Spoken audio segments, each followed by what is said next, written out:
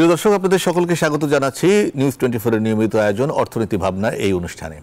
আমরা এই অনুষ্ঠানে সাধারণত অর্থনীতিবিদ বা ব্যবসায়ীদের সঙ্গে কথা বলে থাকি অর্থনীতির বিভিন্ন দিক নিয়ে, কিন্তু মাঝে মধ্যে অর্থনীতির স্বরূপ অন্যদের দৃষ্টি থেকে কেমন সেটা দেখবার জন্য আমরা চেষ্টা করে থাকি। তারই অংশ হিসেবে আজকে আমাদের অতিথি রয়েছেন খন্দকার সাখাওয়াত আলী। তিনি সমাজতত্ত্ববিদ, সমাজতাত্ত্বিক গবেষক বলা যেতে পারে।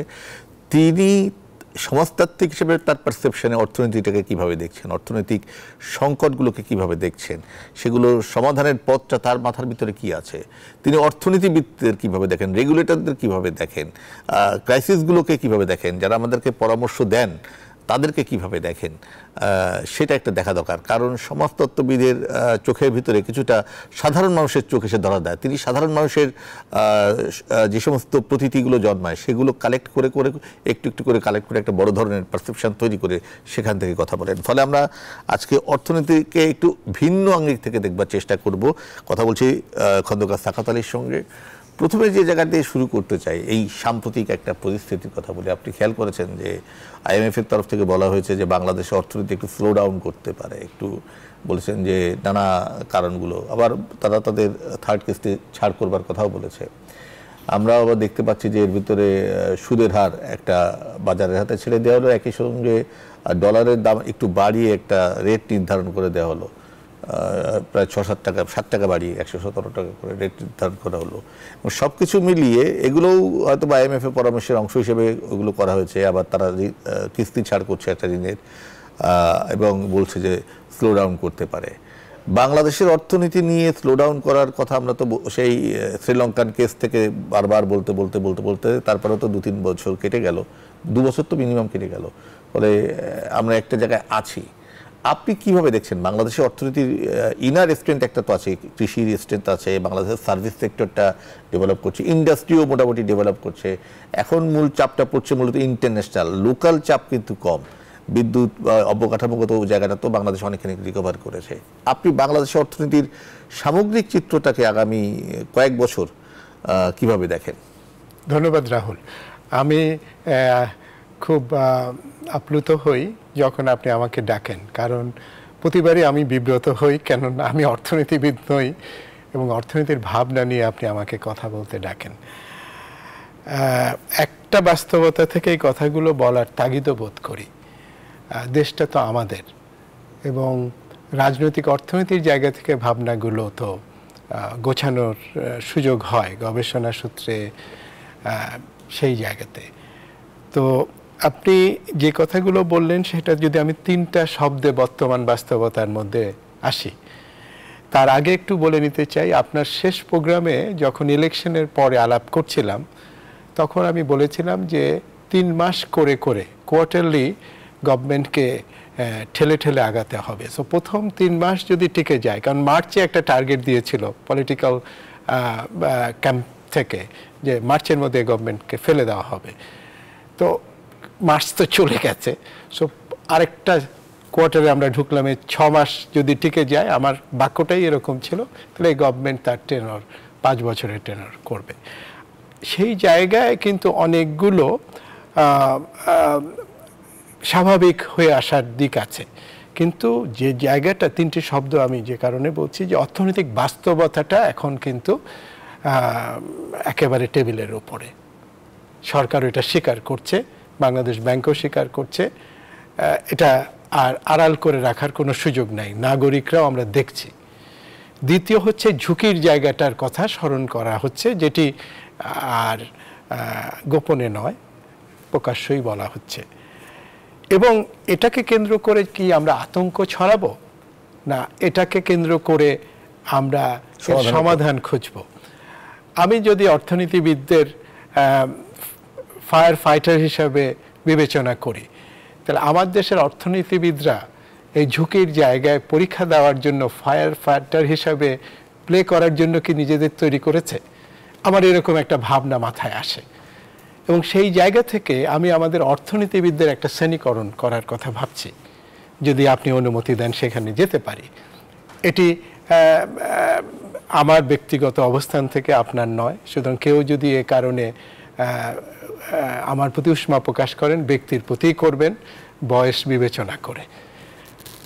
60-এর দশকে আমাদের যে প্রাইড ইকোনমিস্টরা 5 জন যেটা বঙ্গবন্ধুর সঙ্গে ছিলেন, আপনার এই প্রোগ্রামে আরেকবার বলেছি, তারা ছিলেন বিশ্ববিদ্যালয়ের শিক্ষক এবং গবেষক, যেটা আজকে বিআইডিএস, তখন পাকিস্তানের প্রতিষ্ঠান হিসেবে তারা সেখানে ছিলেন। সরকারের ম্যাক্রো ইকোনমিক ডেটা থেকেই তারা টু ইকোনমি থিওরিটা দিয়েছিলেন এবং তার ফলশ্রুতিতে কিন্তু পঞ্চবার্ষিকী পরিকল্পনা, আমাদের সংবিধান এবং শিক্ষানীতিগুলো হয়েছিল, কাগজগুলো হয়েছিল, বাস্তবায়ন হয় নাই। তো বাস্তবায়নের প্রথম 5 বছরেই আমরা দেখেছি আমাদের অর্থনীতিবিদরা রাজনীতিবিদদের সঙ্গ দেন নাই, অর্থাৎ কাদায় নেমে ঝুঁকির জায়গাটায় পাশে থাকেন নাই। এই বাস্তবতাগুলো কিন্তু আমাদের জেনারেশনে এসে খুব হাসি মুখে শক্তভাবে স্বীকার করে নেওয়া উচিত। তারা কোথায় কে ছিলেন আমরা সবাই জানি। 75-এর পরে যেটি ঘটেছে সেটি হচ্ছে যে এই অর্থনীতি কিন্তু একটা ভালো জায়গায় যাচ্ছিল, সেখান থেকে কিন্তু খুব জিয়া এবং এরশাদ আমলে অর্থনীতি খুব ভালোভাবে আগায়নি। এবং তার নেতৃত্বে কারা ছিলেন? তার নেতৃত্বে ছিলেন হচ্ছে আমলারা এবং প্রশাসনের অর্থনীতিবিদরা।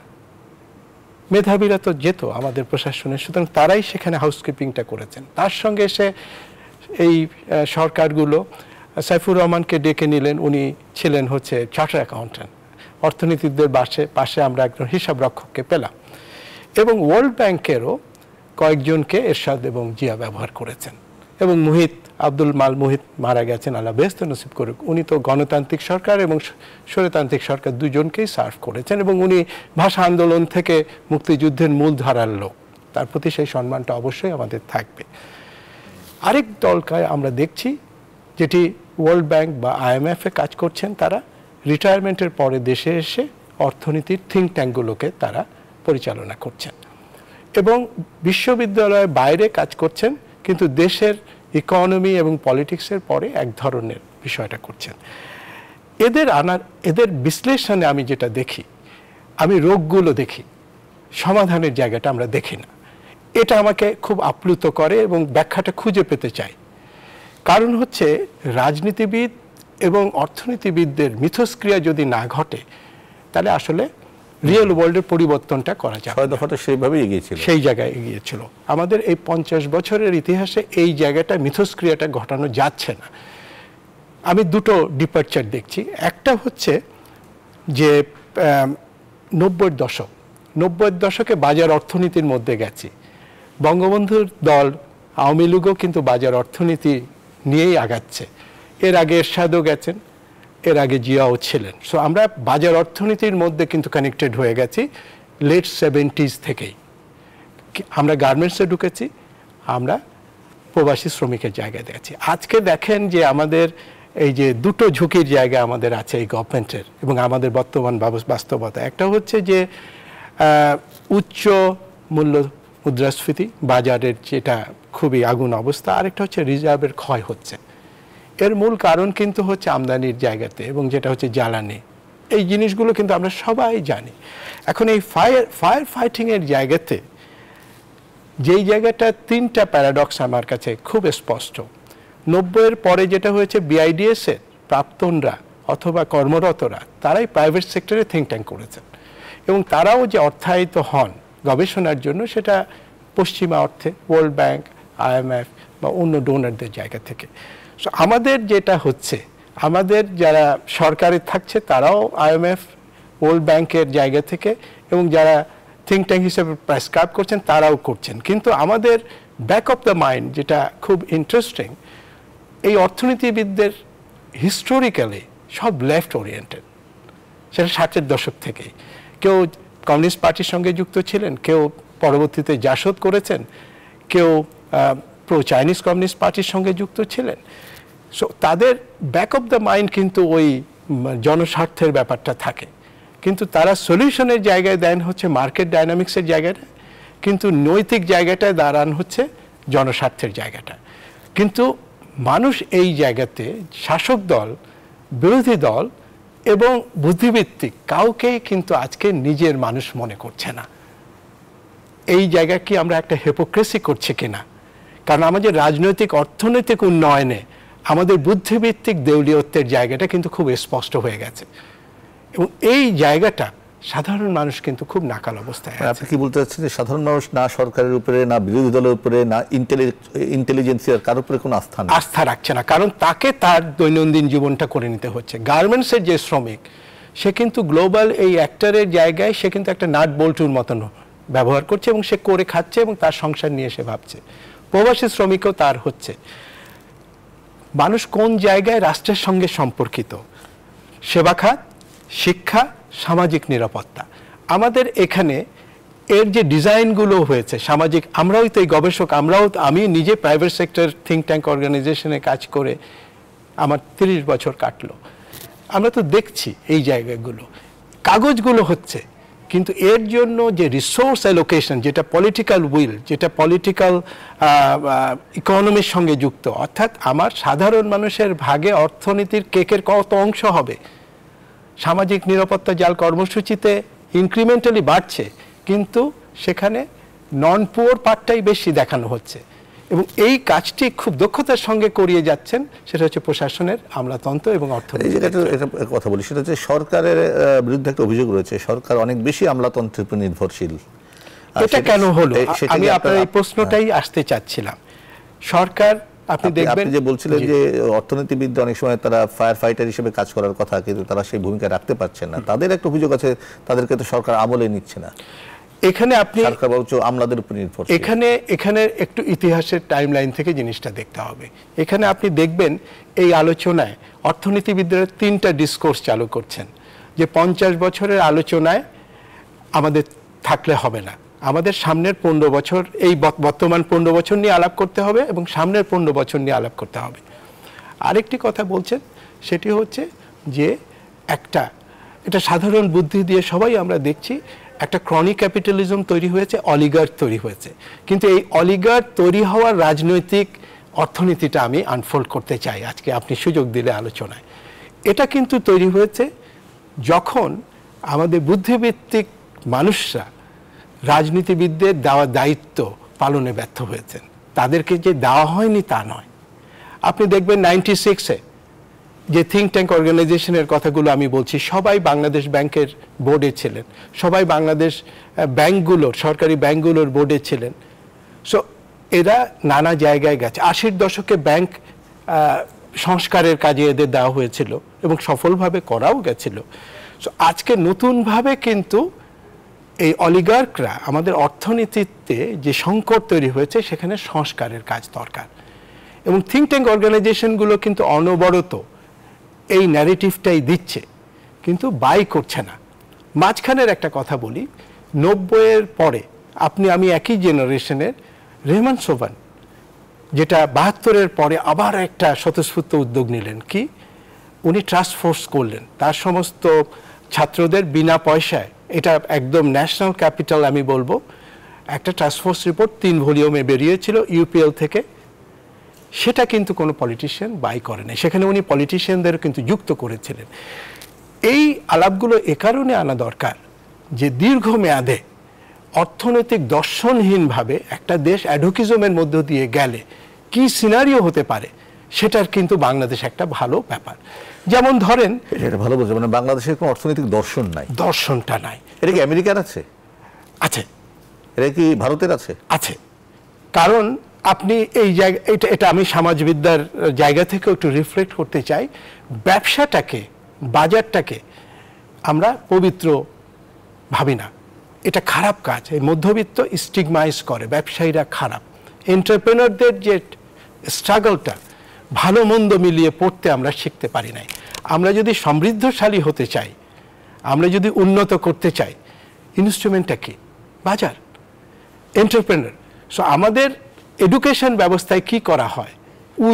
উই যেটা আমরা বিশ্বাস করি না।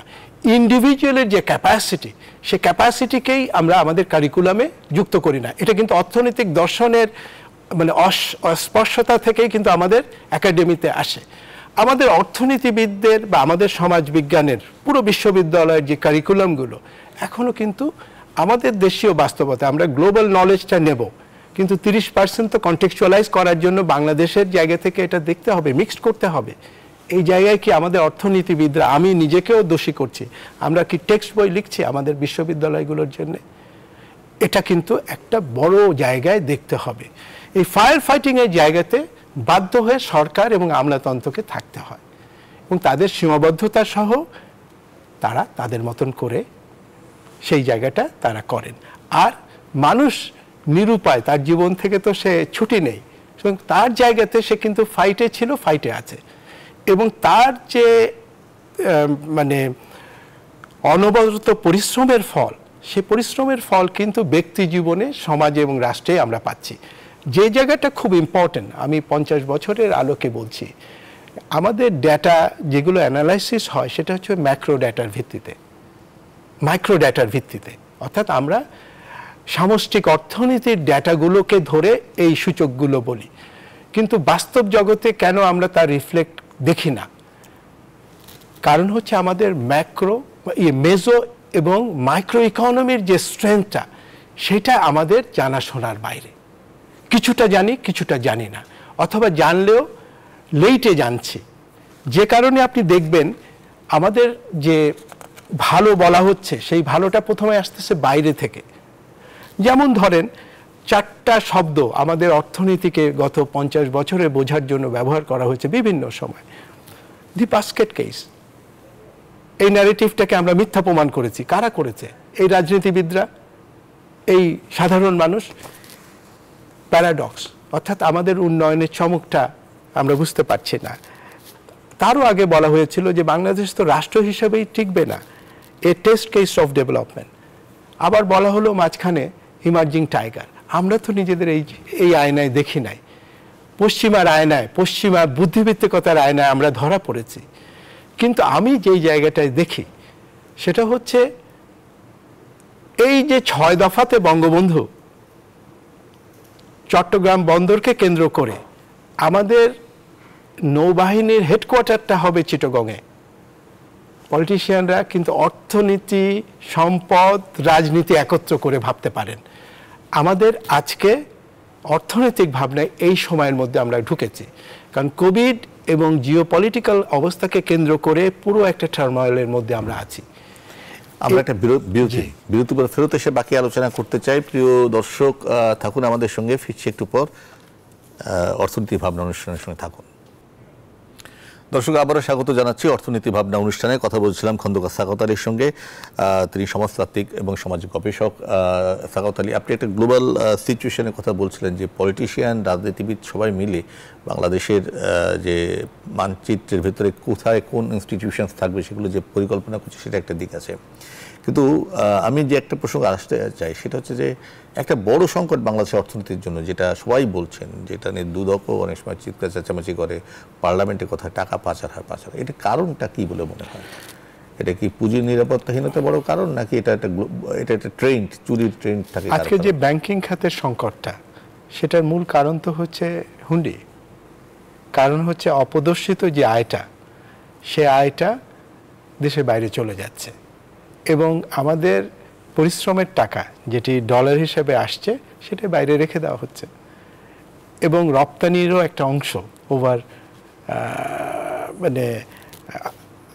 আন্ডার ইনভয়েস, ওভার ইনভয়েস হয়ে বাইরে চলে যাচ্ছে। এগুলো কি ব্যাংক জানে না? রেগুলেটর জানে না? সো এটা ডিরেক্টলি পলিটিক্যাল উইলের সঙ্গে যুক্ত। সরকার এখানে তার দায় এড়াতে পারে না, এবং একটা কর্তৃত্ব পরায়ণ রাষ্ট্রের এগুলো হচ্ছে ইঙ্গিত। এবং সেটা আজকে আমি নতুন কথা বলছি না, সবাই এই কথাগুলো বলছেন যে অলিগার্করা তৈরি হয়েছে, এবং সেখানে কেন্দ্রীয় ব্যাংক একটা অসহায়ত্ব দেখাচ্ছে। এবং রিসেন্টলি যে কথাগুলো দিয়ে আপনি শুরু করলেন, যে কথাগুলো হয়তো 14-এর পর থেকে করা উচিত ছিল, সেগুলো আমরা করছি এখন।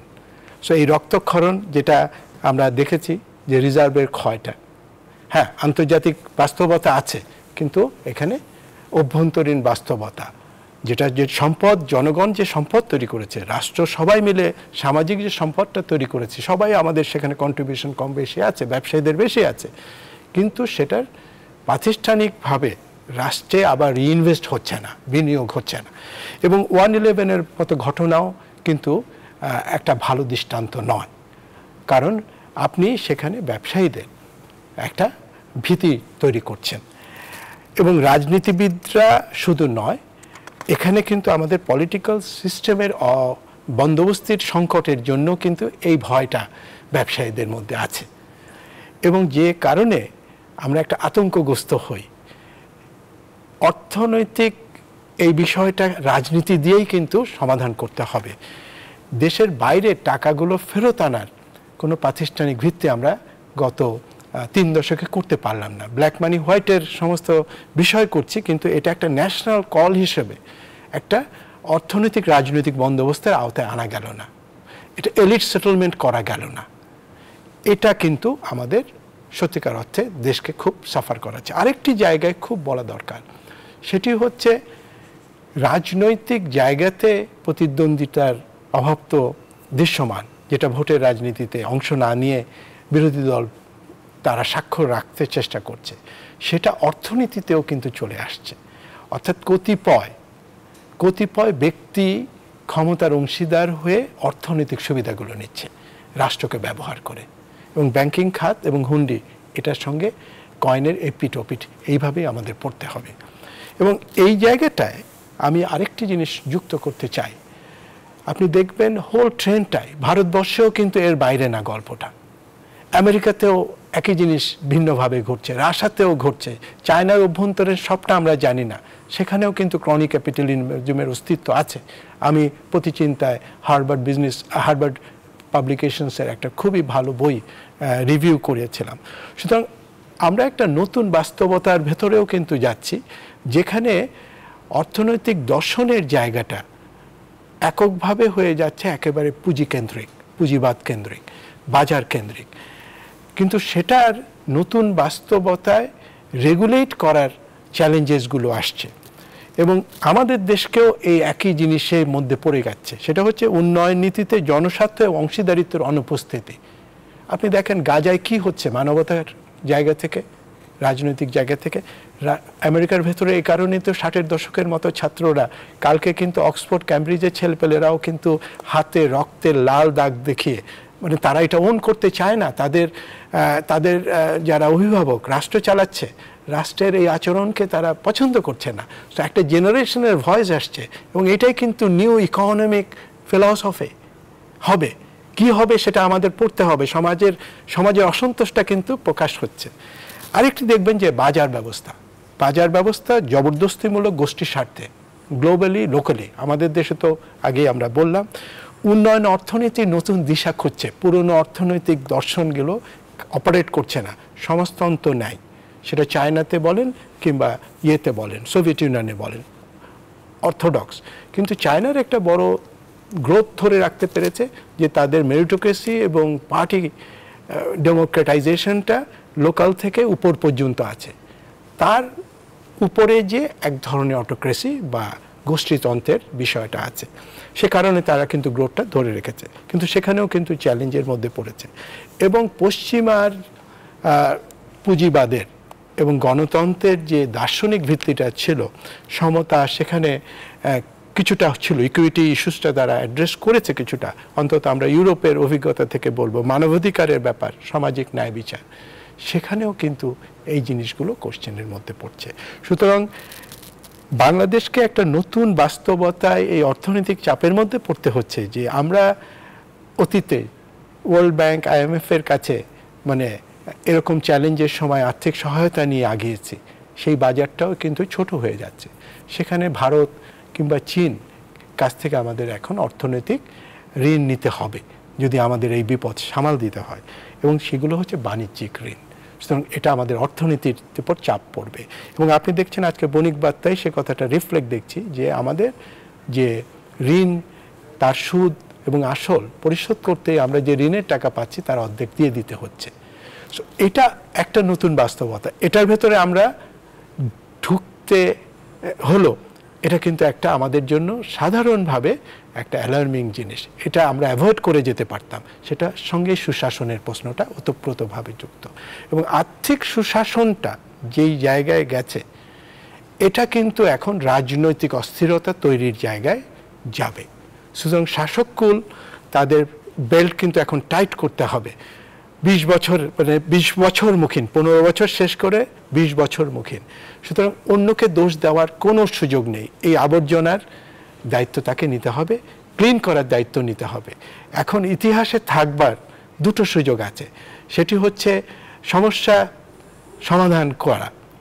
সমস্যার সমাধান যদি উনি করতে পারেন, আমি একেবারে প্রাইম মিনিস্টারের সঙ্গে সোজাসুজি কথা বলছি, প্রাইম মিনিস্টারের হাতে দুটো অপশন। উনি অ্যাজ এ সাকসেসর কি তার এক্সিটটা হবে যে না আমি প্রো পিপল হিসেবে, না উনি একটা অলিগার্কিকে রিপ্রেজেন্ট করবেন, এই দায়িত্বটা তার। কারণ সমস্ত দায়িত্বটা উনি ক্রমশই নিজের জায়গায় নিয়েছেন। এই জায়গা থেকে আমি সম্ভাবনার জায়গাটা সবসময় এভাবে দেখতে চাই, যেহেতু একটা ট্রানজিশনাল পিরিয়ড, যেটা 71 দশকে বঙ্গবন্ধুর নেতৃত্বে দেশ স্বাধীন হওয়ার মধ্য দিয়ে আমরা ডিসাইড করতে পেরেছিলাম, এই সংকটটা কিন্তু একটা বড় সম্ভাবনার জায়গায় হতে পারে। অর্থাৎ জিও পলিটিক্স এবং জিও ইকোনমিক্সের এই মিক্সটা উনি নিজের ভেতরের যে বিভিন্ন স্টেক হোল্ডার আছে তাদেরকে সমন্বিত করে করার চেষ্টা করা, কাজটি মোটেও সহজ নয়। কারণ মার্কেট ইকোনমিতে ব্যক্তি সব সময় চেষ্টা করবে তার মতন করে গভর্নেন্সকে সাজাতে। সুতরাং আমাদের যে গভর্নেন্স, সেই গভর্নেন্সের চিত্র আপনি যদি দেখেন 70-এর সঙ্গে বর্তমান পার্লামেন্টকে আপনি রিড করেন, 60% রিপ্রেজেন্ট করছে ব্যবসায়ীদের। আমি খারাপ ভালো এই জাজমেন্টাল হতে চাই না, একই রিফ্লেকশন কিন্তু দেখা যাচ্ছে আপনার কার উপজেলায়। সুতরাং ব্যবসায়ীদেরও কিন্তু একটা জায়গা আছে, তারা দেশকে নেতৃত্ব দিচ্ছেন রাজনৈতিক অর্থনীতির জায়গা থেকে ভালো, কিন্তু তারা বাজারের এই দুর্বৃত্তায়ন এবং জবরদস্তির মধ্যে যদি জনগণকে দীর্ঘদিন রাখেন, জনগণেরও কিন্তু অল্টারনেটিভ বেছে নেওয়ার সুযোগ আছে। আমরা একটা বিরতি নিই, বিরতির পর ফেরত এসে বাকি আলোচনা করতে চাই। প্রিয় দর্শক থাকুন আমাদের সঙ্গে, ফিরছি একটু পর। দর্শক আবারও স্বাগত জানাচ্ছি অর্থনীতি ভাবনা অনুষ্ঠানে। কথা বলছিলাম খন্দকার সাখাওয়াত আলীর সঙ্গে। আমরা অর্থনীতির একজন সমাজতাত্ত্বিকের দৃষ্টিভঙ্গি থেকে অর্থনীতির বিভিন্ন দিক আপনি দেখছিলেন। আপনি একটা বিগ পিকচারের কথা বলছেন, বড় স্ক্যান কথা বলছেন, এমনকি আপনি সরাসরি প্রধানমন্ত্রীর কথা বলছেন যে তাকে মানে এখন কোন রোলগুলো প্লে করা উচিত যে জায়গাতে এসছেন সেই জায়গাটিতে। কিন্তু একটা বিষয় আমার কাছে মনে হচ্ছে যে সব কিছুর মূলে কোনো একটা জায়গাটা একটা সমস্যার সমাধান করতে হলে সবাই মিলে একটা লক্ষ্যের দিকে যাওয়া উচিত, যেটা আপনি বলছিলেন যে দর্শনের কথা। জাতিগতভাবে আমাদের কি কোনো দর্শন নেওয়ার সুযোগ আছে কিনা, এক দুই কথা যদি উত্তর দেন। একটা অর্থনৈতিক আমাদের বাংলাদেশ গ্লোবাল দর্শনের বাইরে কোনো দর্শন আমাদের বাংলাদেশের স্বাধীনতার সূত্রেই এই দর্শনটা ইনবিল্ট, সাধারণ মানুষের কনসেন্ট। আমরা যুদ্ধবাদ জাতি না, আমরা শান্তিপ্রিয় জাতি, যেটা প্রাইম মিনিস্টার এই ব্র্যান্ডটা কিন্তু বাংলাদেশে করতে পেরেছেন।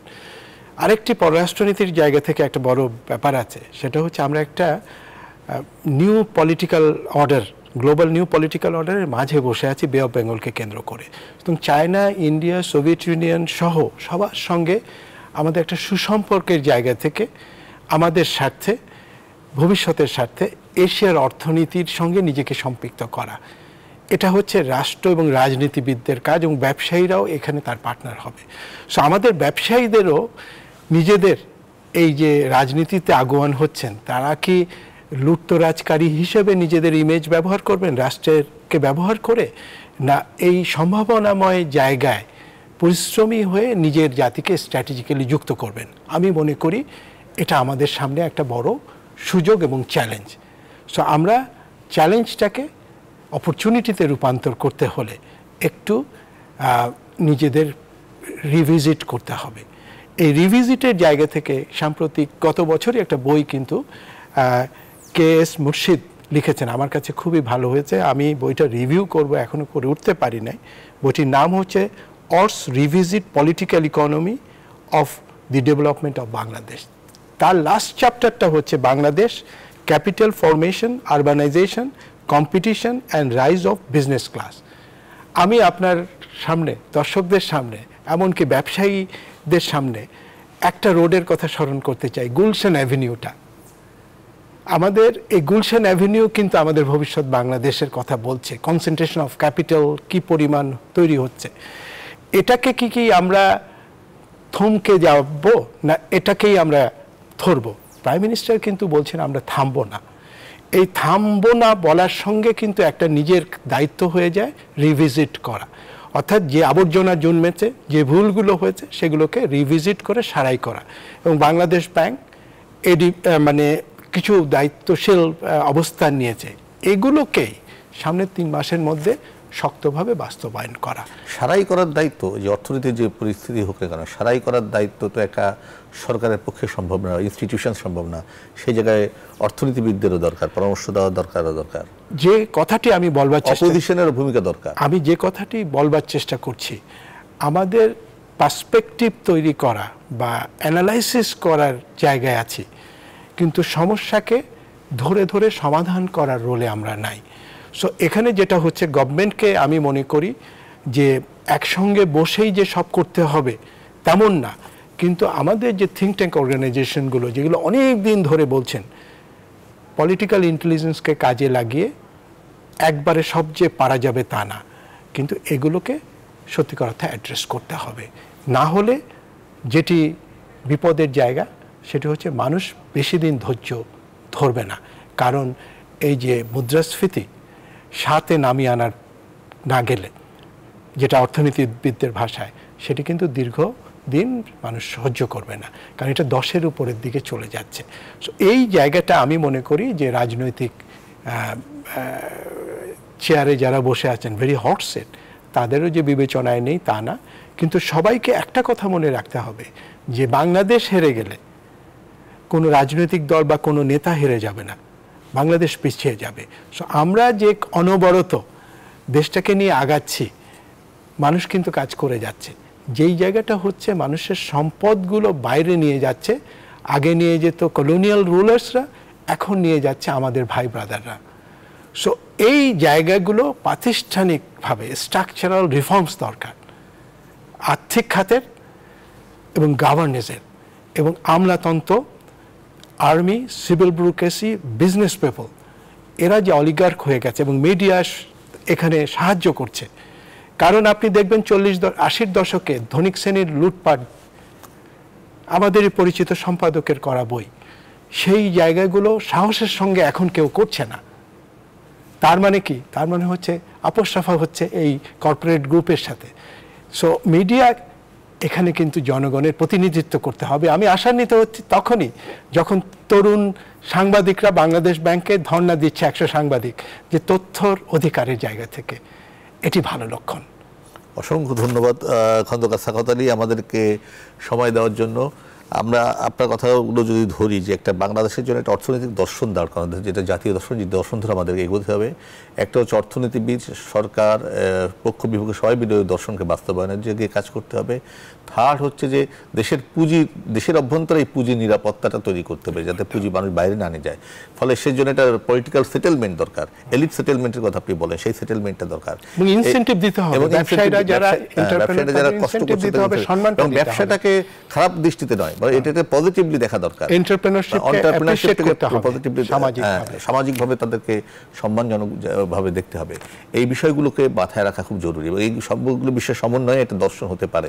যে দর্শন দিয়ে 66 দফা থেকে যে অর্থনৈতিক দর্শনের জন্ম হয়েছিল, যার ভিতর দিয়ে বাংলাদেশের জন্ম এগিয়ে চলে আজ পর্যন্ত, সেটি হয়তো ভবিষ্যতে বাংলাদেশে একটা সমৃদ্ধশালী রাইজিং টাইগার না, বাংলাদেশ একটি নিজে একটা আলাদা উদাহরণ হয়ে উঠবে, যেটা পশ্চিমারা এখনো যে ওয়ার্ড খুঁজে পায়নি, তেমন একটা ওয়ার্ডে আমরা তো নিজেদেরকে আমরা আখ্যায়িত করতে পারবো। এই প্রত্যাশা করে শেষ করছি। প্রিয় দর্শক, সবাই ভালো থাকবেন।